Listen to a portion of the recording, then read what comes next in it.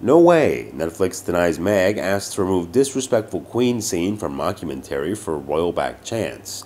The Duke of Sussex is reportedly considering a move back to the UK, but would you welcome him and Meghan back? Prince Harry is said to have reached out to Prince William to call a truce and discuss a potential return to the UK, with insiders claiming he is concerned about his finances. After they stepped down from being working members of the royal family, Harry and Meghan relocated to the US, where they're raising their two children, 4-year-old Prince Archie Harrison and 2-year-old Princess Elizabeth Diana. An insider told In Touch, Harry admitted he'd phoned William to call a truce and told a brother he and Meghan would be open to going back to London, where they would serve King Charles. They continued, obviously Megxit has blown up in their faces. Harry is starting to wonder if they made the right decision leaving England. He's even suggested to Meghan that they return to London and the royal family. The source claimed that William was left stunned and told his brother that he would think about his offer. They added that Meghan was both taken aback and livid at Harry reaching out. Meghan Markle had been slammed online for mocking having to curtsy to the late Queen in the Sussex's controversial new Netflix show. The Duchess was discussing how unusual she found it to have to curtsy to the Queen, saying it was like medieval times in episode 2 of the new documentary. She then bowed low to demonstrate her first curtsy to the beloved former monarch before straightening back up with a small giggle. Before that bizarre moment, Prince Harry had explained, my grandmother was the first senior member of the family that Meghan met. She had no idea what it all consisted of, so it was a bit of a shock to the system for her.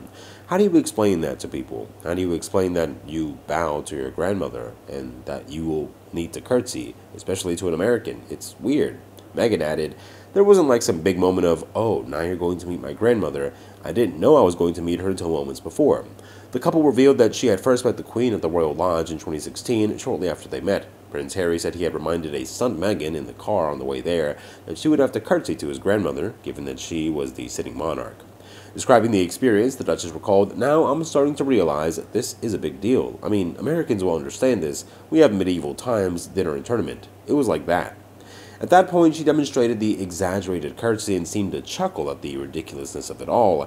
Online commenters were quick to slam her for appearing to mock the institution of the monarchy, with some tweeting, Meghan Markle mocking the monarchy with that supposed curtsy. How utterly disrespectful of the British people and their traditions.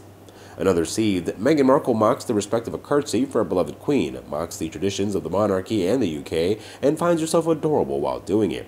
The worst part is Meghan mocking have to curtsy the Queen, and that stupid mocking voice she uses after. Most people will be offended by her mockery of an old beloved woman. However, others even defended Meghan and said that the scene was hilarious, with some commenters saying, the curtsy part was so funny to me. Watching Meghan do that deep bow in Harry's face, it comes after TV personality Piers Morgan slammed the new show as worse than the Kardashians and called the couple boring. Meanwhile, this morning, the King was pictured for the first time since the release of the Bombshell series, in which Prince Harry seemed to make a jibe at him. The prince suggested that he was brought up by his second family in Africa. Earlier today, it was revealed that neither Buckingham Palace, Kensington Palace, nor any member of the family were approached for comment on the content of the Duke and Duchess of Sussex's Netflix series. However, that claim was disputed by a Netflix source who said that communications offices for King Charles and the Prince of Wales were contacted in advance and given the right to reply to claims within the series.